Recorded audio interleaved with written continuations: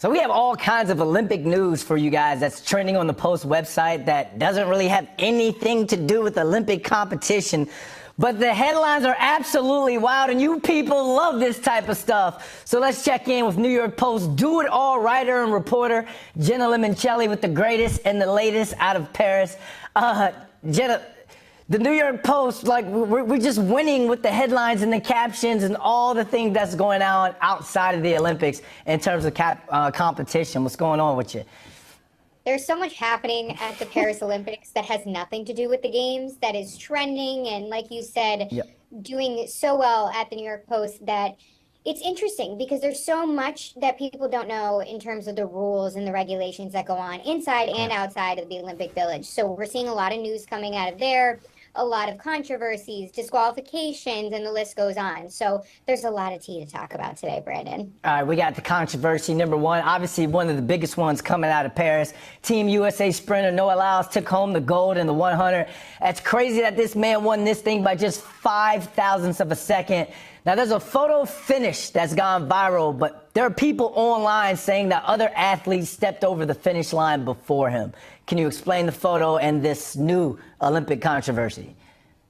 Yeah, absolutely. So there's nuance to this, right? Yep. Of course, Noah Lyles took home the gold in the 100-meter men's final, of course, but it wasn't without controversy. The photo finish, of course, as we know, at the Olympics, there's aerial photos taken above the track just so judges can determine, of course, the correct winner by the rules and regulations of track and field.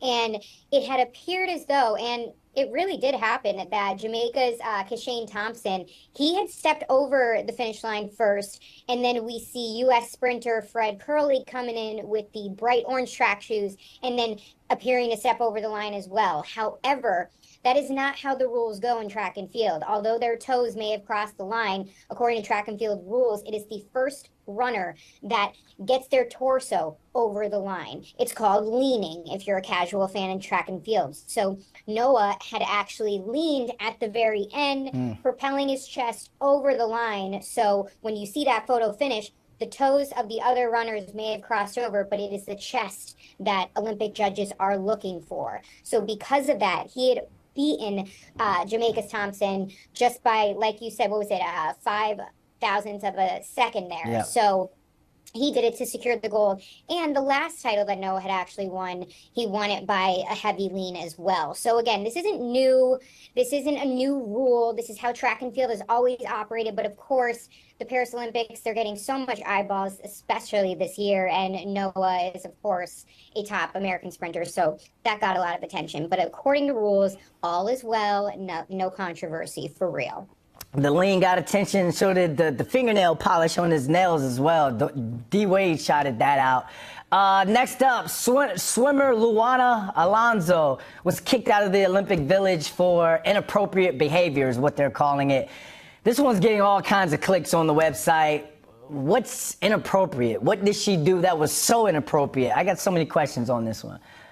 Right. A lot of people have a lot of questions. So I'm going to break it down as best as I can. But right now, there are a lot of reports. Let me clarify that Luana Alonso, who is a swimmer from Paraguay, has not directly addressed this. Now, on Monday, The Sun had come out with a report that said that she was asked to leave the Olympic Village for creating somewhat of an inappropriate environment. So they received a statement from Larissa Scherer, and if I'm pronouncing that, I apologize.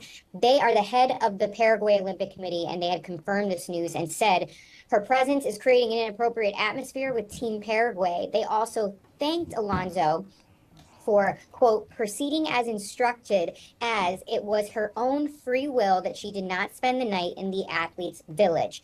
So that is where Alonso had been reportedly staying while in Paris with the Paraguay swim team. Now, she is no longer competing. She did not qualify in her heat and was just staying there, which is allowed.